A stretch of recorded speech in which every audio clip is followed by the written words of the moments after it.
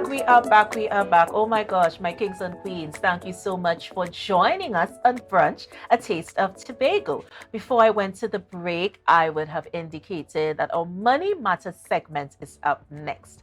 And of course, our very good friend, Mr. Naseeb Mohammed, is here.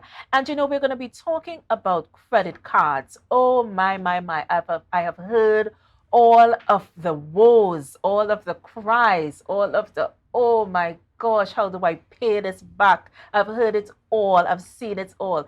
And we're going to answer some of those questions that I know you guys have.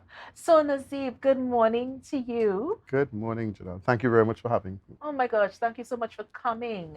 I love, one of the things I love about doing this show is the information. I would not be privy to a lot of things had I not been doing this show. And I'm so thankful for persons like yourself that are willing to disseminate that info. Well, it's my Yeah. pleasure. I mean, and in the Tobago space, I must big up Tobago, first of all, Yes. to all our listeners in Tobago, as well as the overall overseas, whether we tuned in online or actually, in the whole web, because Yes. it's a very wide area. Yes, it is. So let me jump into it now. Yeah, let's Um, delve. So, what is a credit card? That's Yes, the first thing you let's must go with ask. that. What is a credit Let's card? start So, I want to actually give a definition. I said credit cards are plastic or metal cards used to pay for items or services using credit, right? And credit cards charge interest on the money spent. And credit cards could be issued by a store, bank, or any other financial institution and offer perks like cashbacks, discounts, or reward miles. Good.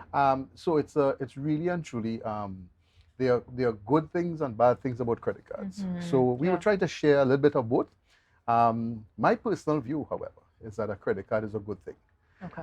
We are moving towards a cashless society or less cash within the society. And credit cards provide that, right? It's very convenient when you go to the grocery stores, when you go to things like that. But one of the critical things is about choosing the right credit card. So one has to understand the purpose, because the purpose of anything defines how you should approach it, what should be given. And if it is that you're looking to buy a car, credit card may not be the ideal thing, right?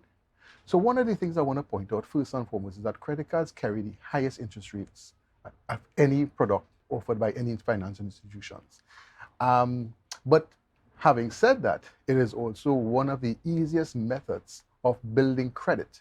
Getting a credit card might be easier than getting an unsecured loan, because credit cards could be unsecured or it could be secured. But that means that it allows you to build a credit score. Now we use TransUnion in Trinidad and Tobago. In the North American markets, they use what is called a credit score bottom line. So it's both building your credit score, and that determines your qualification of the amount that you will get, whether in terms of the dollar amount. So let's say you just wanted to build a line of credit. So you would go to your institution of your choice and take out a credit card. And why I'm saying the credit card is the easiest form, because if you go to the bank and you say, listen, I would like to get 10,000 unsecured, or institution, as I said, if you go to say 10,000 unsecured, they may very well tell you, okay, fine, let's go through your credit history, but you have none. So you establish one using a credit card. Very simple means. And a credit card could start from as low as 3 to, and could go as high as 100,000, 500,000, depending. But as I said, it's all depending on the purpose of you want the credit card. The lovely thing about a credit card is that it's about using somebody else's money, because it's credit, right? You're using somebody else's money. And that is very important to understand, you're using somebody else's money. So of course there's payback and things like that. But the thing about a credit card, it would also provide you with, as you said, rewards. Whether it's a cashback, a discount, whether it is miles. I mean, I have known persons that actually went on their annual vacations without putting an extra dollar out of their pocket, because the reward miles allow them to obtain 2 airline tickets to the destination of, things like that within their spend. So that is just a kind of synopsis about what credit cards are. It's so let me just, so again, it allows you to build credit. It allows you with less cash or cashless moving around. That in itself provides security measures, right? You also do have the ability to do foreign exchange, online purchases. if you are going away to, let's say, the North American Caribbean and so on, foreign exchange has always been a little peeve these days, right? I mean, they want to say, hey, I didn't get some US, and they tell you you need to get 200 US. But if your credit card limit, you have a $10,000 or $20,000 credit card limit, basically you have an extra $3,000. If it's 20,000, basically you have an extra 3,000 in your pocket, kind of thing. In addition to your 200 that you have to pay the card, So it's a very good, it's an easy means of foreign exchange movements and things like that for the individual. But as I said, it comes at a cost. Yes. Right. So they also have, and a credit card, I didn't say that, but a credit card is a revolving line of credit. And what I mean by revolving, it means that as you use it and pay it back, it becomes back available, the limit that is. So it is within, so it revolves itself. You don't have to reapply for a limit again. Right. So it's not like an installment repayment loan where you're paying on a balance, right? Now, let's go to the payment part of it. A credit card, your minimum payment is usually a percentage of the outstanding balance. And it is a minimum of that or not, might be $25 per month minimum and so on, depending on your outstanding balance. Right. What persons have done in the past is not understand, and this is very critical, understanding what is the product in front of me. One of the guidelines I would always say is the cardholder agreement. Reading that through is important because then you understand the product in front of you, you understand the good things, understanding how to pay back, things like that, right? Mm-hmm. So, and there's also one thing that I want to add. Every institution have what is called, and I refer to as rates and fees. Specifically in credit cards, they have a credit card rate and fee. So each one of their credit cards have different rates and fees.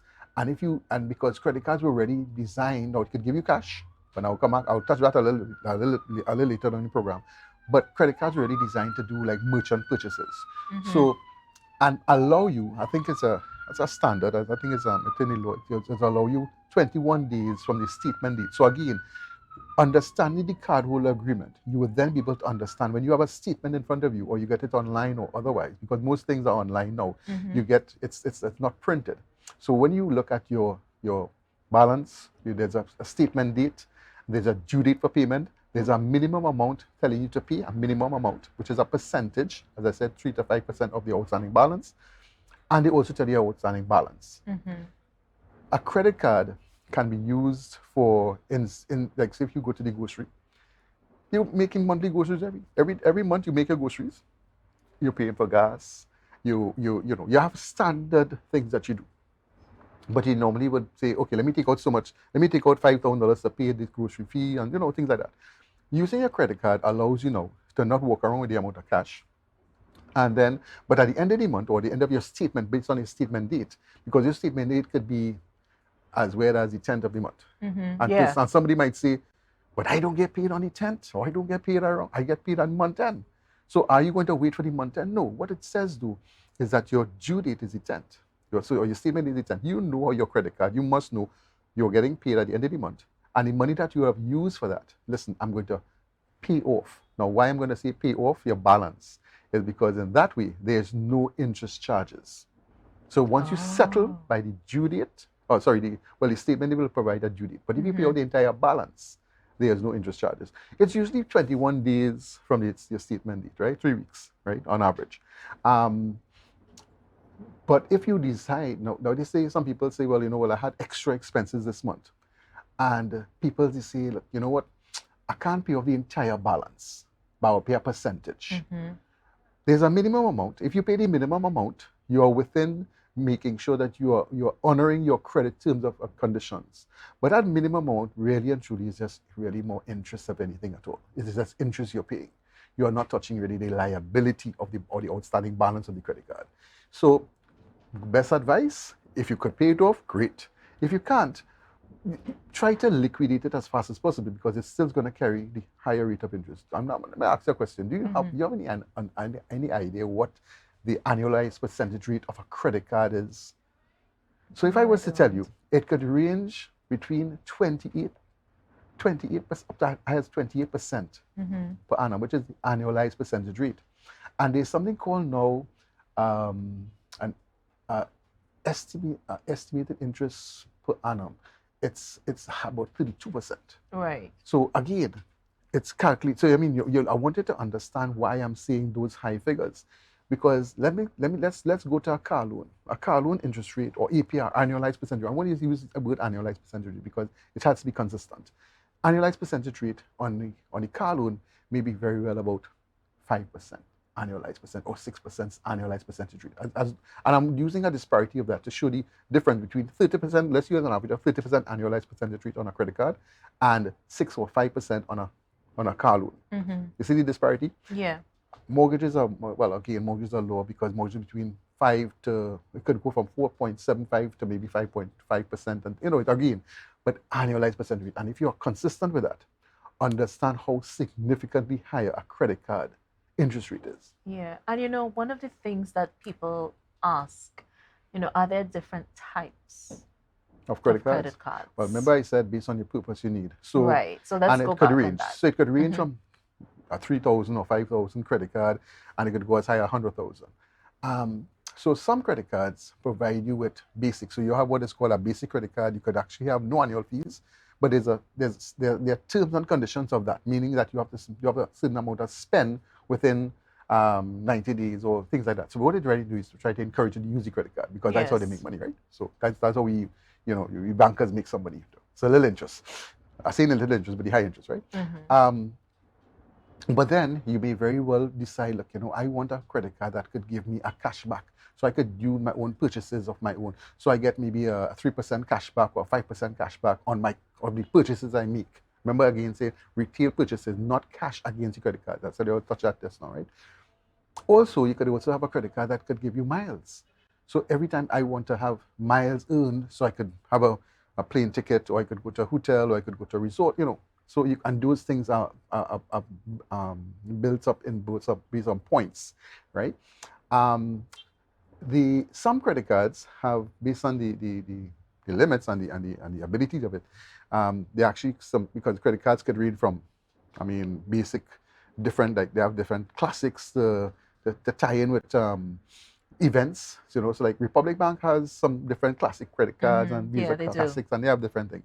Scotiabank has maybe a red card, again, maybe they used to have a Magna card. Then they have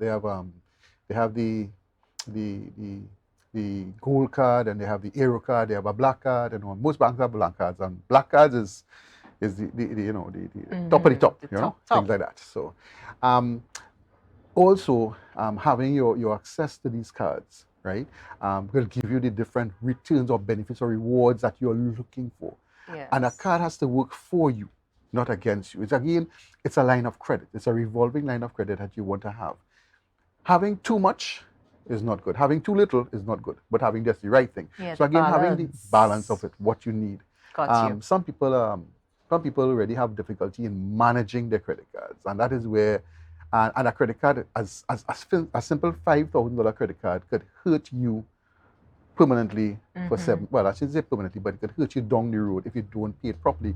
It could give you what is called a bad credit history. Right. Because if you don't manage the credit card properly, 5,000, you didn't pay it on time. I didn't understand I have to pay at least a minimum amount every month, within that due date. And if I paid off, look, I made at $4,000 just the other day. So only $1,000 balance, but you didn't pay, within a certain time frame. Let's say the due date is, let's say, the 10th, but you paid it on the 12th, and you paid more than the amount or the minimum amount, but you missed the due date. It becomes a late fee. So what does credit cards do? One, they have other fees. So in addition to the annual fee, you have the over limit fee, you have a late fee, and let's go to the cash now. You can use a credit card to obtain cash via the machine, or you could go over the counter, to the bank. There is a cash advance fee.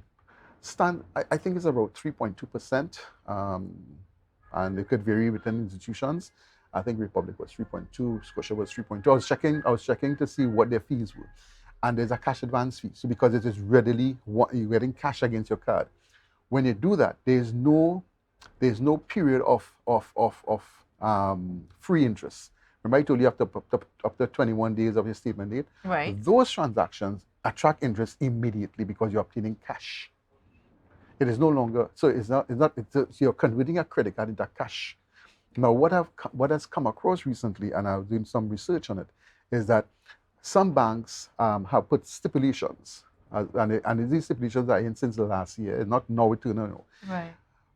Based on the usage of a credit card, if they are used for cash conversion, so foreign exchange trading, gambling, I'm not talking, it's for personal use. So even if you do some online betting for your personal entertainment and so on, but those are considered to be converted to easily cash transactions. Those attract interest immediately. Yes. You understand? So once you are using your credit card to do cash transactions per se, or getting readily cash, interest is attracted immediately. So there's no grace period. That was really what I was looking for. A grace period, because you have up to 21 days if you do merchant purchases over the merchant, things like that, and so on. So you have some time before interest is attracted. So you could pay no interest at all if you pay off your balance. But if you use your card and you do one of these cash transactions, they will have some interest charges on it too. So that's again something that. But again, if once you understand going through the cardholder agreement and the rates and fees of these credit cards, it is critical, because as anything else, it's a line of credit, and understanding the line of credit could be harmful to you if you don't understand it properly, because you will say, I don't want to use local terminologies of all your thief in my money, all your ripping me off, all your wicked, and it's just a matter of understanding it. So it's important to read through the document and understand, is this the right product for me? Now, I want to touch a little bit on sometimes when you go to institutions, you realize that you have a credit card already. You know what they want to do? Put a second card in your wallet. Is that a good thing or a bad thing? Well, again, depending on your needs, because sometimes things could go wrong. It's technology we're talking about.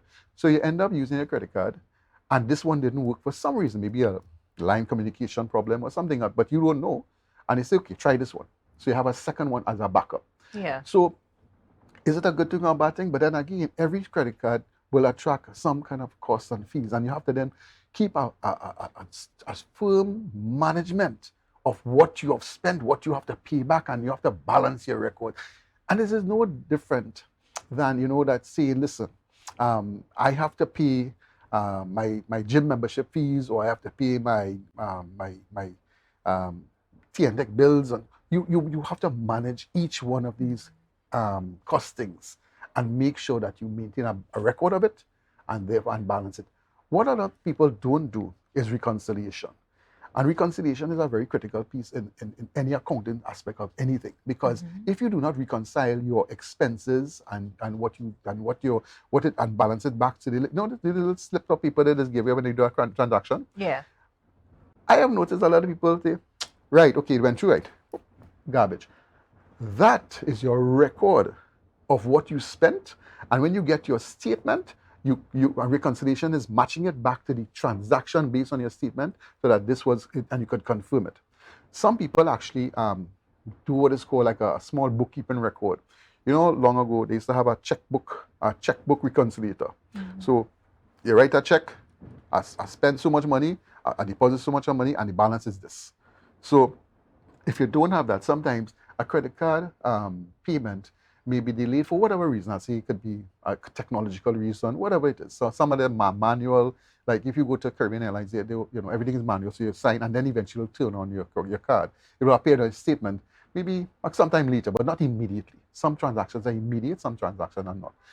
And if in your mind, and you forget about it, you would say, okay, okay, this is my balance, okay, right. And you go and you pay, and you believe that is settled. But you did not reconcile all your payment, because it didn't appear in the statement. Doesn't mean to say you didn't write a check, or you didn't spend any money. I'm going to say check because I'm thinking of check reconciliator. But you did not keep a record of all your spend. So therefore, you really have this outstanding balance and not what is really seen there, because you have pending transactions. Nice thing about it is that online, you could actually review pending transactions, but it may not have hit the accountants yet. But you could still check little different things. Yeah, and you know what? On that note, we're going to take a break. There's so much to talk about. Oh my gosh. But we're going to take a break, and we're going to be right back with more Brunch, a taste of Tobago. See you guys soon.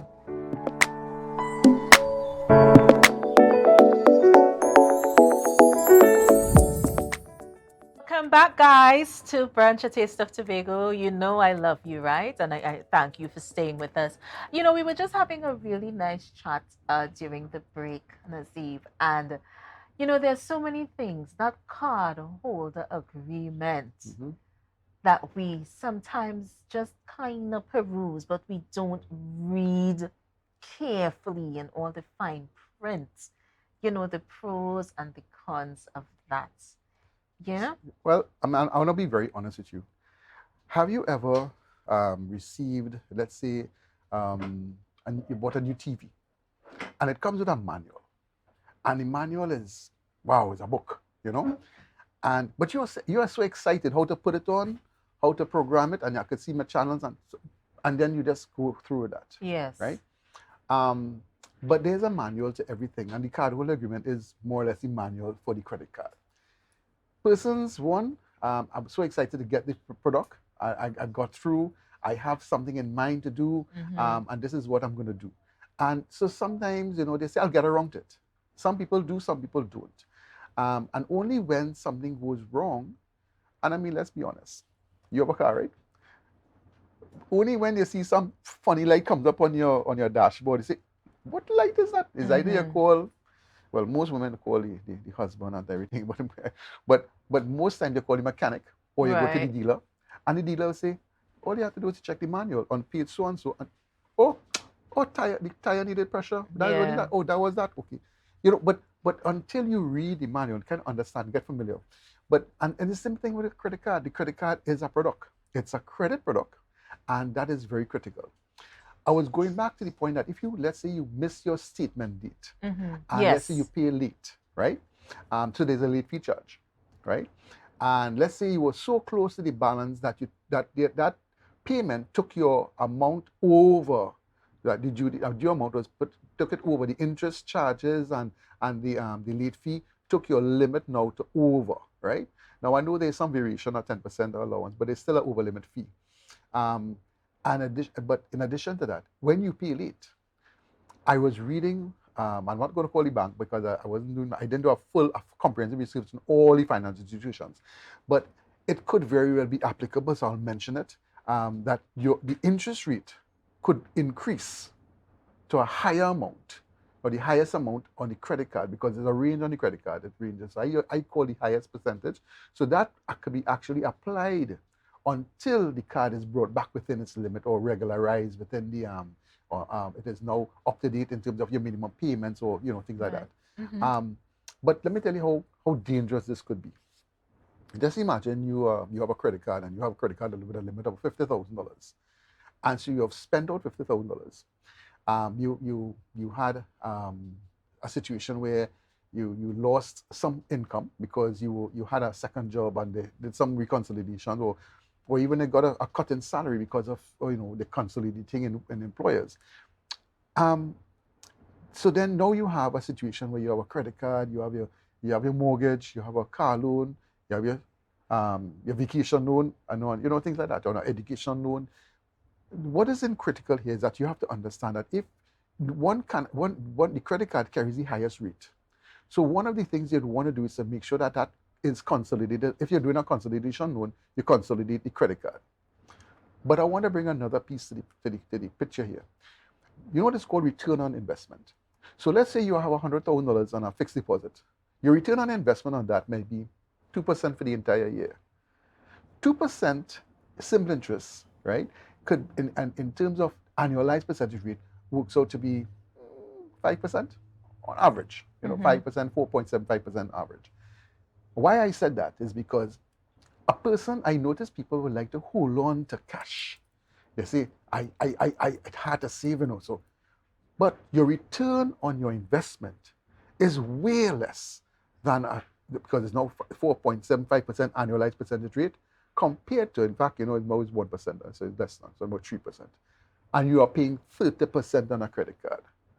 Now, does that make sense? So you have to be logical. You have to ask yourself, I found myself in a financial bind. I have some savings. Do I take my savings and pay off my credit card? And to me, your little cash is not gold. It is not permanent. It is, and if you were to do what is called your net worth, If your assets and your liabilities, you put the difference, you minus it off, Mm-hmm. is what you come your net worth. If your net worth is in a minus, right, it's already in a minus because your liabilities are this high, but you have a credit card inside the mix there. My advice, liquidate your credit card, come get it back within the range, get back, because remember it's a revolving line of credit. So don't lose it, but don't abuse it. Yes. And make sure that you manage your facilities well. And the same interest that you would have actually paid to the credit card or the monthly payment, put it back on a savings and multiply it back so you could put back in what you took out. But again, it is something called discipline. Now, this is very critical. Discipline in management. Some people just like it gets out of whack. You start spending, you start saying, well, nah, the bank will wait. Bank will wait, yes, the bank will wait and collect some more interest and so Yes, on. and But what's happening to collect. you? What's happening to your line of credit? What happened to your credit history? It's affected because you have late payments up against your name. People will say, but it's a small credit card, 5,000. I have my mortgage. I borrow $1 million on my mortgage and I'm paying that very well. But a small thing like a credit card could affect your credit, your credit history, and therefore rating. impact on you negatively. As simple as a credit card could be, and I'm not going to go to one of these services, but think about it. If you don't pay your simple thing as your phone bill on time, right? Some of those institutions are now implementing a late fee charge. And as well as if you don't pay it at all, it actually affects your ability to get credit from a financial institution unless that is settled. And that is so, there's so much that we don't know, and that is one of the reasons why I love when you come on. However, we are out of time. Oh my God. All right. I had so much to ask you, but we're out of time. So thank you so much, Naseeb, for coming and sharing with us once again. And before we go on the break, guys, let me just give you our trivia question for today. What was the original location of the Happy Haven School? So you guys get to typing. I want to see just who is going to come up with this answer. We're going to be right back with more Brunch, a taste of Tobago. See you guys soon.